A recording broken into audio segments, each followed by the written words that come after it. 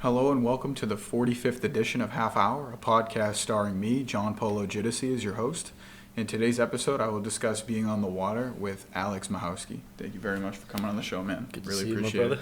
I've known Alex all the way through college, and we've climbed a lot of mountains in New England. Yeah. I don't think there's. I think there's more than 10. I don't even know. I don't know how many we did. Dude, there's a lot. Yeah, a lot of long drives, but if you want to introduce yourself a little to the audience, what your background is and why you want to be discussing the water. Okay, yeah. So I'm Alex Machowski, also known as Chow because my last name is Polish, spelled with Machowski. Just a little fun fact about me. Anyways, I'm big into surfing. I've grown up swimming my whole life and was on a swim team. I was captain of my swim team in high school, and then I transferred that over into surfing. So nowadays I'm working just with training my skills that way, and then I also do ocean rescue as well. I'm making that a professional career, hoping to go into the Coast Guard, do some rescue swimming as well, get more certifications with that, and that will transfer over into doing ocean rescue professionally for the rest of my life and living the dream. There you go, man. And I know when we met at Bridgewater, maybe you weren't on this path so specifically just yet, but what made you so interested in going this way? You know what I mean? Well, the water's always had a special calling in my heart, and ever since I can remember as a little kid, my parents would put me into the pond that I grew up next to, and my friend and I would just sit there and wiggle in our life jackets and try to learn how to swim that way. And we would spend all of our time in the water. Same thing when I was older and I would go to the ocean on vacations. I would spend every single second I had in the water, either fishing, crabbing, or just swimming around, enjoying the waves. And so after we met at Bridgewater, I was going to do physical therapy, and I just realized that wasn't the right career path for me, and there's way more in life to fulfill yourself than to just do school to get a good job. Physical therapy would have been a great job. I think I would have been good at it, but the thing that really kind of bothered me was I wasn't exactly happy, and I could really find a lot more happiness in the ocean. So around that time, I just started learning how to surf, and now I've actually been able to enter into competitions. I've got a full YouTube channel that I run now, all dedicated to surfing, and it just makes me a lot more happier. I feel way more fulfilled in life just learning how to do that, and it's kind of simple. It's almost like church for me in a way, because I can think about my problems or not think about my problems and enjoy the ocean. It's very therapeutic. Yeah, I would agree. I mean, some people just sit there and they let the waves come and they put their feet in the water, even these little things, dude. It's grounding, Yeah. They say you should put your feet on grass, once in a while. It's a really good thing. But what would you say you started on this path? What were some of your best experiences on the water, whether surfing or I know you were a lifeguard for a time. So what were some of those experiences like? I mean, for lifeguarding, honestly, any experience that has to do with a rescue. So I work primarily ocean rescue. I have done some pond stuff and some pool lifeguarding gigs as well, but mainly try to stick to the ocean. The ocean's my home, essentially. And so any rescue that you're working and you save somebody's life is very fulfilling. Surfing wise, it's gotta be either the days I've walked into some really good barrels or just when I've surfed the biggest waves I can find. I've had some waves that clock in at the 20-foot range, and that's a whole nother experience. I don't really remember anything but brief pictures, because your adrenaline's pumping in those moments and you don't really have time to think. I just remember being completely astounded with the amount of power that the ocean had. Actually, a really good memory I had, I got completely wiped out. Right, I took a 2-wave hold down. I was over at Cape Cod, and I saw Balaram Stack. He's a very well-known pro surfer, and at the time he had just gotten second place in the backdoor shootout pipeline, and I watched him after getting crushed on these waves. I just like watch him drop in, get super barreled and spit out, and like that was insane. That was honestly a really like fulfilling moment for me just to see that, because that inspired me to keep learning, keep trying to surf that day. And like that day was it was another one of those days where it's just brief flashes of memory, because we were dealing with like 12-foot big barreling waves over at Cape Cod, and the water's super cold there too. It's the dead of winter, Oh yeah, so you were there. You were in like a wetsuit probably. Yeah, 5'4" wetsuit, full like boots, gloves. Does it keep you really warm, like in the water, like? Kind of. It keeps you warm enough where you're not gonna get hypothermia, but you do want to move around, because eventually you'll get cold eventually. Yeah. What would you say, like, in the subject of surfing? We'll move to like maybe the kind of career aspect in a minute, but like, for any new surfers out there, if anyone's like they want to try it, what's like an advice that you'd give them? Learn how to pop up on the board correctly. Stop trying to do a push-up. It's more similar to the motion of upwards dog in yoga, where you lift from your chest, and then you would just like use that momentum of your chest pick you up to bring your legs through. If you do a push-up, it's hard to bring your legs through and underneath you. That's just a piece of technical advice, but other than that, go out there and just try it. I learned how to surf basically by myself.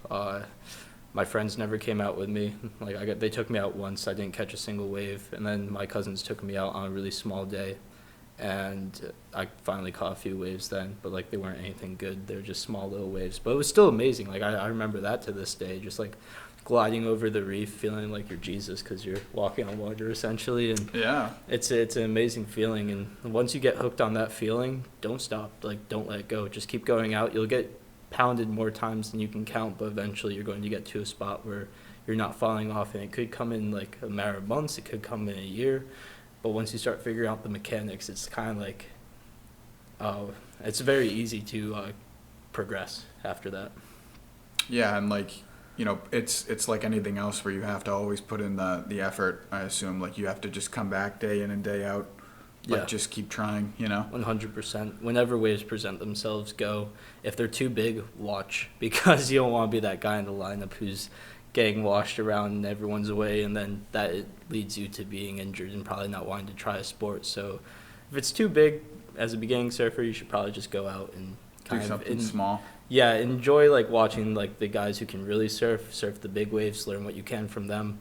But when it's a small day out, and also buy a foam board, buy like a 9-foot foam board. You'll be set for the rest of your life as a beginner surfer on that type of a board before you start getting like more advanced boards, and they'll catch anything. They'll catch anything that's like a ripple that's up to your ankles. So. Oh, okay. Yeah, and also that's what I was surfing those big waves on that one day that I was just talking about. I was on a 9-foot foam board, so you can do anything on those. Okay. What I know that there's some competitions like that you see. Like I know in Portugal they have huge waves. Yeah. Right? Like Yeah. I saw a video of a dude, he's like surfing down like I don't know if it was fake or not. It looks like 100-foot wave. No, it's real. I know what video you're talking about, and that is a real record that was set by, I think it's a German surfer. How does someone get to that level? Like you said, you were on a 20-foot wave, which I'm picturing that's tall. Like that's big. But 100 feet, that's like tsunami level, man. Yeah. Like how did he do that? Like a lot of balls, and you have to have a good team with you, because it's not just you when you're out there. Yeah. You've got a person on jet ski who's you have to rely on them in case you fall, because when that happens, like you're getting held under for a long time. You have to make sure that your breath holds are way over a minute, because you have to prepare yourself to take like a one wave hold down that could be up to 45 seconds. And then when you're down underneath the water for that long, there's also the chance that you get another wave and another wave. So you're in a pretty precarious position. To surf big waves, it takes a lot of training. You actually have to be a good athlete. You can't just be a surfer. And you have to have the right equipment too. They have inflatable CO2 vests. So you pull it and there's like a canister of CO2, inflates your vest, and it will help you rocket to the surface faster. Oh, okay. Wow. Yeah, but that's a whole different ball game, man. Yeah, I mean, like that's like professional stuff, man. Like that's Yeah, Nazare is a pretty crazy spot. Like, it's the biggest wave spot in the world. In Portugal? Yeah, What was it called again? Nazare. Hmm. Yeah, man. Like I mean, I know I watched that movie Surf's Up, dude, with like the penguins. You know what I'm talking about? Yeah. It's a good animated movie, but they had like a competition going on there. I thought for the longest time that people went to Antarctica to surf. I don't know. Like I thought that that's what it was about. People do. That's been a recent venture, excuse me, in surfing history where people have started going up to the Arctic Circle to find waves. There's a guy, I think it might have been in South Africa, I could be wrong, it's in Australia, but basically he's the only recorded double shark attack in the world. And a shark ripped him off his surfboard. No, And that's then bad. it dragged him down, and another shark came in to eat him and knocked him like loose from the shark's jaws. And so he goes and now surfs in the Arctic Circle. So he still surfs, but he's like, I don't surf in more where the sharks are anymore. That's really unlucky that he got like a double shark Right? attack. He was okay lived, though? Yeah, no, he lived. Did it bite him like somewhere? Yeah, I got him on his arm, I think, but he's got like all his fingers, his entire arm still. Yeah, It's really scary, man. Literal miracle. Like, that guy should not be around right now. Shout out to that guy. I don't know what your name is, but you did good. Yeah, maybe he'll watch it someday. So how do you feel like these skills in the water can be put to use like in everyday life? Oh, well, I mean, if you're going to become a waterman or waterwoman and take your skills and really transfer them into what you love to do, it's going to benefit you in many ways. For me personally, I do a lot of fishing as well, and my preferred method is with spearfishing. So holding your breath is huge for that. Mm-hmm. You get to learn so much about the reefs that you surf over. You can see them now from under the surface of the waves, and that really helps. You can navigate rocks or coral reefs, depending on wherever you surf, wherever you are. Just being under the water can benefit your surfing, and then also becoming a better athlete at the same time is also just beneficial to your overall health. I mean, there's so many different benefits. Your serotonin levels will rise, and you'll feel better about yourself. Like I said, like surfing is like my church. It really helps with where I've been mentally and what I've experienced in my life, what like the demons that I battle every day. Surfing is a great outlet for any of those things. And just being in the water in general, like there's no bad days. You know, you could see some really scary stuff. There's been reports recently of sharks coming in and harassing spear fishermen where I'm at, and I haven't seen any, not yet. But like, knock on wood, right? But even then, like, it would still be an amazing experience just to have like a few mako sharks come and try like steal my fish away from me or something like that. Like, see it would be a good story. Like, yeah, you would exactly. be able to tell people like I saw them. Like, I might have a huge adrenaline rush at the point in time and be scared. You know, my flight or fight response would definitely kick in, but I would still, like, love to see that creature up close and see what they do. Because they're extremely cool. And, like, we're in their element. We should learn more about them. I feel like, in a way, what you were saying, like, how it's, like, therapeutic, I felt the same way about hiking. You know, like, it was, like, you know, you're away from, like, the noise. Exactly. All the people, we've talked about this so many times. Yeah, and it's like you're just up on the mountain and you see the views. I think it's super relaxing when you're up there, and like I see how these like physical activities that you're in like a new place, kind of like you're not in your typical kind of routine. Exactly. Like, you know, in the car or like at your home or like, you know, going to the bathroom or any of these things, you know, like you're just out in like a new type of environment, and it really can help people. Well, yeah, the idea of exploring is also expanding your mind in a different way as well. Even if you're physically exploring the universe around you, you're now taking in new information instead of just going through the daily steps of the information you already know. Yeah, and another thing is like I've had some friends tell me, you know, why, you know, go hike or go do any of these things, you know, people have already done them, and like why bother? And I'm like, that's such a narrow-minded view, you know? Like, for example, I've never been to like Ohio, like just as an example, you know, like I've been across New England, but like I've never been to Ohio. I don't have a reason to go just yet, but if I had the opportunity to go, why not? Yeah, You know? it sounds like a fun place. Yeah, despite all the memes, dude, about Ohio. I know, That's probably the reason why you should go to Ohio. Maybe you'll get that Ohio experience. dude. I watched this episode of it's with the Randall Carson. He has like a show, Yeah. and he was talking about ancient civilizations and stuff like this. And there's like a mound structure in Ohio of like Like burial grave mound? it looks more like a snake, Huh. and it's like buried in like a shape. And they say that this snake is thousands of years old, and the Ohio authorities that manage the place would not let his film crew in. Don't know why, like maybe there was a reason, like a scheduling reason. Maybe Yeah. there's just like they're trying to hide something. I don't know. It could be any of these things, but that's just an example of like you're acquiescing that curiosity. Exactly. And like that need to like venture out and do more. I myself am kind of tired like of traveling and like seeing new things for a little while. Like I'm exhausted from being out. In Europe I was traveling a lot. Yeah. Not too crazy. I still was a college student, and a college student at that had to like kind of fight to get there. You remember I would tell you about the paperwork and like all the stuff involved.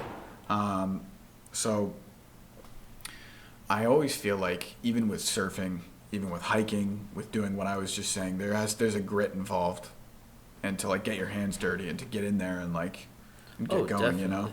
and like you're not going to go anywhere. In my opinion, you're not going to go anywhere if you don't get your hands dirty and you don't get that grit, because if you've been handed things a lot. Oh, you don't have any backbone. You don't have any spine. Doing stuff that is tough gives you a rigidity in your life, gives your mental rigidity, your spiritual rigidity, and your physical gets rigidity as well. Like you get stronger in all sorts of different aspects. But to do that, you have to actually accomplish something. Accomplishing things isn't being given them. Like it's called an accomplishment for a reason. Yeah, absolutely. And that's like, it's huge, man. And I guess this kind of leads in towards like your career path now. I know like the last time, we talked about, where you were going to school. You were in Florida for a while. What was it, marine biology? Yeah. Right? Wanted to study sharks. In Florida, you can study sharks without having to be a marine biologist. All you need to do is go surfing or go diving. You could just see them. I had seen probably over 50 sharks one day. They were feeding on fish underneath my board. I was throwing turns looking down at where I needed to learn, and there was a fin coming underneath me. I felt my board go over them a couple of times. I thought I was going to get bit. Didn't get bit. That was a strange experience, man. Yeah. I'm going to keep doing the knock on wood for you, dude. I need it. So now you're moving towards the Coast Guard. Yeah. Obviously it fits your style, right? Like you want to be out on the water and you want to help people, and that's good. Like it's like an important thing. What do you expect maybe if you don't want to get into it, it's okay, but I'm saying like, what do you expect to be doing in the Coast Guard? Like, well, my hope is to do rescue swimming. So that's where you're basically a paramedic that goes to boats, people who have been lost at sea. You pick them up, get them in the helicopter, stabilize them with whatever medical condition they're dealing with, and transport them to the hospital. It's a pretty intense job. No, I can imagine. It's basically like the special forces of the Coast Guard. I think, I could be wrong, but I'm pretty sure that the rescue swimmer training program is ranked right up there with BUDS. It's like second hardest in training programs in the armed forces. Wow. Yeah. So it's pretty extensive, definitely a difficult program. It's a difficult program to get into, which is why I say I hope I can do it, because I think I could be a good candidate, but there's always that chance that I don't make it, or I don't make it into the program or through. Fine, man. Yeah. You have so much experience out on the water. They can't look past that. They can. They could, but like they shouldn't. I would hope not. So you really see yourself just being on the water, like Yeah, all the time. It's good, man. If I had a house, I wish it would float. Are you gonna be like a houseboat kind of guy? No, I have to have a place on the mainland. I think that's the best. Maybe an island somewhere. I That'd do be like good. touching grass too. So. Yeah, yeah, that's important. Yeah. And scurvy's a thing. Not scurvy. What's the disease you can get where it's like you don't have enough of some sort of vitamin? I think it it's is scurvy. Yeah. Yeah. I think there's another one, but I don't. The name escapes me, dude. But like, I'm pretty sure it's scurvy. I was laughing the other day because I saw like a ecological like study, like, and they were like, oh, like, you know, we're polluting the ocean so much with the boats, you know, with like the cargo ships. Maybe we should return to like wind. Yeah. And then like, or like this innovative new way of like moving boats. And then they were like, we've been doing that for like thousands of years. Like they showed pictures of like those boats, dude, like when they like Yep. circumnavigated. I was laughing, dude. I thought that was funny. But like, that was an awful voice crack. That was diabolical. Yeah, it was. Well, my buddy's going off that. He's his family Mhm. is all mariners. He's actually going to be going into the Coast Guard with me, and they so generations of fishermen, sailors, and he does sailing charters now from the most recent one he did. He went from Tortola all the way up to Rhode Island, and had to stop in Bermuda because of bad weather. He's done that like twice now. Wait, where did he start? Like, Tortuga? No, Tortola. Tortola? Yeah. Where is that? It's down like by the Bahamas area. Oh, okay, all right. Dude, that's kind of cool. I know that out on the water in the old days they had something called a sextant, and they would look with the with this device at the Mhm. stars, and they could Yeah. determine like which angle they are to Yep. like see which way they're moving. But I think it really goes to show you that the benefit of like a society that is engaged in like the naval tradition. You know, like there's a reason why, you know, countries, especially in Western Europe, that just got on their boats, had people get on the boats constantly. People would die, and they were like, you know, back in those days, it was like people die every day, you know, like whatever. Mhm. And they would just send people out on the boats. You know, colonization of the New World and like circumnavigation of the globe. I mean, you had a number of other societies too. I mean, Japan was a big naval tradition society as well. Especially when they start getting our steel. Yeah, They love that. yeah, our steel and our oil. Yeah, that was before World War II. Yeah. Hey, we're all good now. Yeah. I still love Japan. I think they have a great culture. Honestly, I need to make a trip out there. They also have great surfing out there. Oh, really? Yes, really good surfing. Kanoe Igarashi is a pro surfer on the tour currently, and he's from Japan and phenomenal surfer. Like when I was in the Czech Republic, this was never a discussion. You know, like anything about the water was Mhm. like. It's interesting when you go from coastal to landlocked. And Yeah. the difference in society and the Oh way my people God. view the world. Like, can you surf on the Great Lakes? Is it Yes, possible? you can. That's something that happens a lot. I think Lake Michigan's pretty well known for that. They get some waves there. Yeah.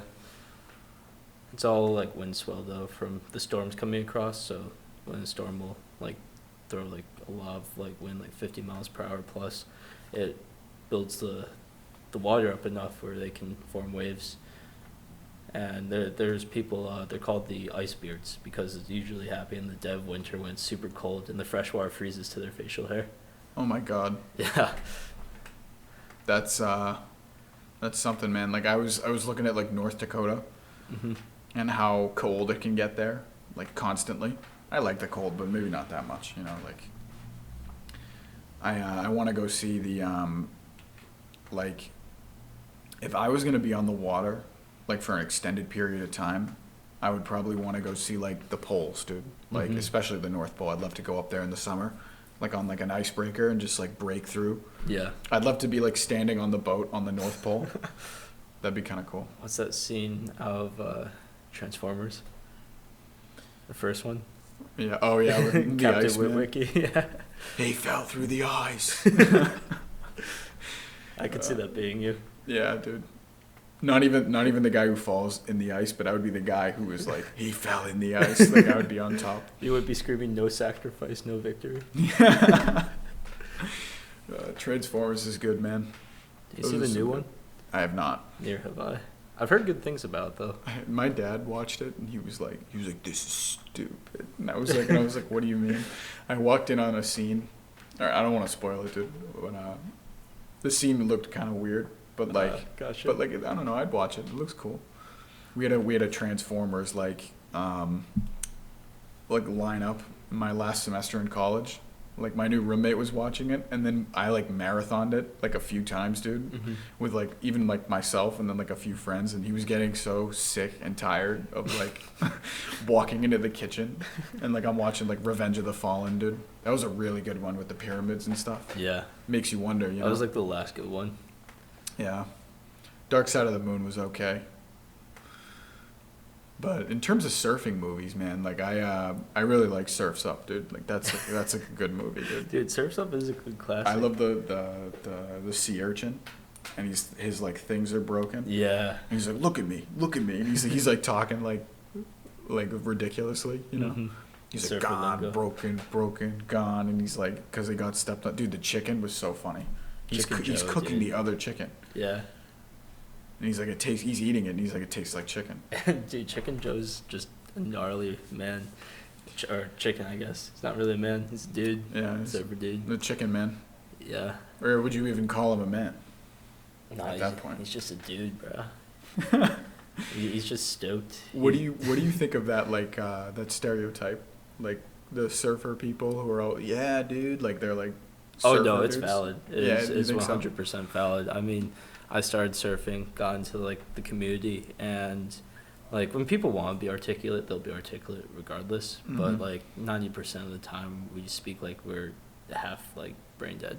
or like the closest thing I can relate like the type of words to is like California, Mhm. like how they talk over there. Well, they it have makes good waves sense. too, right? Yeah, they've got extremely strong surfing communities in California. Yeah. And honestly, a lot of the lingo comes from that area. Do you know anything about like the history of it, like where? History of I mean, surfing? I'm sure like it comes from everywhere. Like I'm sure like there's multiple instances of like every culture doing it. Yeah. I bet you though the Polynesians were like really into it, man. Like they would row for thousands of miles, dude. Like I was reading about how the original people who settled Madagascar came from Polynesia. Like they came from the other side. Mm-hmm. That's like a distance. Like that's That is an incredible distance, man. Like to paddle. yeah. I mean, yeah, I'm sure, like, because Indonesia's had extremely good surfing, Mhm. and they've got a very strong surf culture, so I wouldn't be surprised if they have similar backstories to the Hawaiians, because the Mhm. Hawaiians are basically where you think the birthplace of surfing came from. And there is reason to suggest that other cultures have, but did they predate the Hawaiians or not is the question. Yeah, it's kind of And to be fair, like at that time, that's such an old world thing. So if an island community all the way across the world starts surfing and No one's gonna know. exactly yeah. they started surfing in their area, Hawaiians started surfing like in the Pacific over on this area, and honestly Hawaii is so far removed from even Anything. America that like Yeah, it's kind of like their own culture and what they started, and it's just eventually like Americans found out about surfing, Hawaii, all that happened, and hmm then surfing became a very popular thing in the U.S. It became popular in Mexico as well. Mexico has some great waves. like Cancun. Do people do it there, or is that more like? I know that's more of a vacation spot, but like I don't know if they do it there. I mean, if this is how surfing works, if there's a body of water and there are waves that are formed, someone will be there surfing. it. Someone will be. Yeah. Yeah. With at least with Rhode Island surfing, I know the history was Californian surfers came to Rhode Island, settled in Rhode Island, and then they found out that there's waves in Musquamaket Beach, and so they started surfing that strip of beach first, and that was like where the birthplace of surfing in Rhode Island came from. I wonder if there is like a way. I'm sure there is, like scientifically, but like what places in the world get like the best on average waves? You know, like I wonder, like where that would be. Like like something interesting. Like I was in Italy with my family for like a week, and we got on a train and we went to this city, but the train didn't stop in the right place, and we went to like a port basically, but like there was a beach there too. Yeah. Wasn't exactly what we wanted, but like the coastline was super rocky, and it was such like a change from around here. You know, like I go to Lynn Beach sometimes, and like it's very sandy. You know, like it's just like the beach. Where I was, it was like there were rocks everywhere, and I can picture a lot of Italy being this way. You know, because of the way it's like a peninsula and it's like surrounded by the water, and like maybe the effects of that. I feel like a lot of these countries that are even in the Mediterranean, like their coastlines are very rocky. Like even like Dalmatia and Croatia, it's very mountainous just in general, this part of the world. Italy's pretty mountainous too. Portugal, I think, has some uplands, but they have great beaches there. Yeah. You know. Portugal gets some pretty amazing waves, especially for being in the Atlantic. Yeah. It's just the way their sea trench, how deep it is and how close it is to the coastline. That's why Nazaré gets some of the biggest waves, because it goes from hundreds of feet deep to a few, like, not few feet, but like significantly less. Yeah, like it's very sharp. It builds up very fast. It allows the waves to have maximum power, and then. Oh, so it's really like like the ground under the sea helps to determine. Oh, 100%. Yeah. I was gonna say, like, I wonder if the Gulf Stream has an effect on this too, like Yes, carrying the it water. does. So speaking from personal experience in Florida, the Gulf Stream, it runs so close to South Florida. You have blockage from the Bahamas as well, which is hard for certain swell directions, but you'll get forecasts that's going to tell you you're going to have great swell. And what happens is when the swell runs into the Gulf Stream, it actually starts throwing things in weird directions. Okay. So you could have a day that's 2 feet, and all of a sudden a like 6 foot set just rolls in for no reason, and that's probably from waves that got thrown by the Gulf Stream. And then there's a whole bunch of different weird things that can happen, especially in Florida with the Gulf Stream. For waves, they have refraction swells, which science is still not really sure how it works, but the best explanation I heard from a surfer in Florida about that was the swell will be coming into the Gulf Stream, it hits the coast. When it bounces back, it hits the Gulf Stream and then comes back towards the coastline. So, because even when waves impact the coast, they don't lose all their energy. They still have energy carrying back out. That's how if you've ever seen like, backwash happen with the waves, where like a wave will impact and it seems like there's now a wave going backwards out into the I think I know what you're talking about. Yeah, that's essentially that idea. And so, yeah, it's the Gulf Stream has a really big impact. It's unfortunately not really conducive to good surf. Kind of hinders the surf a little bit, but it makes for an interesting time. In Florida, like I surfed a lot. The swells weren't really like what I would consider ideal swells, but they were also not fun. Like I still was able to have a good time, and like I had to learn a whole different way of surfing than what I have up here in New England. Yeah.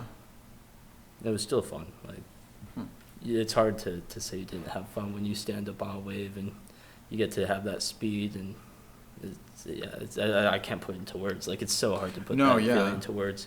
The mix of serotonin and adrenaline is like uncomparable to anything else. It's definitely something you guys should try. Yes. I mean, like we're getting towards the end here, but I don't know if you want to leave the audience with anything, like any like advice or like a last thought.